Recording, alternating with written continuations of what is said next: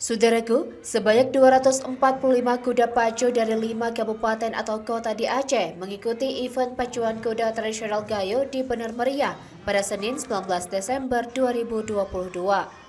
Kegiatan tahunan itu digelar dalam rangka memeriahkan hari ulang tahun ke-19 Kabupaten Bener Meriah.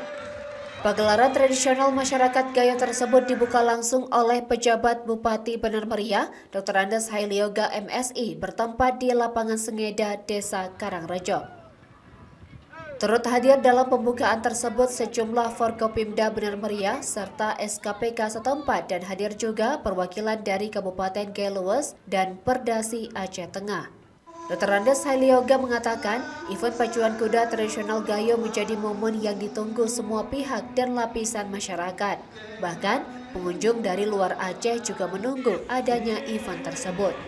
Sementara itu, kedua Pordasi Bener Meriah, Zaidan, dan juga panitia pelaksana mengatakan ada 5 daerah yang ikut serta dalam kegiatan ini, yaitu Kabupaten Bener Meriah sebanyak 130 ekor kuda, Kabupaten Gayo Lues sebanyak 29 ekor kuda, Aceh Tamiang 1 ekor kuda, Kabupaten Pidi 1 ekor kuda, Aceh Tengah 111 ekor kuda.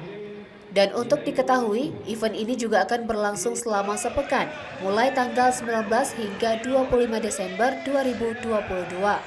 Dari Bener Meriah, Bustami, Tribun Gayo.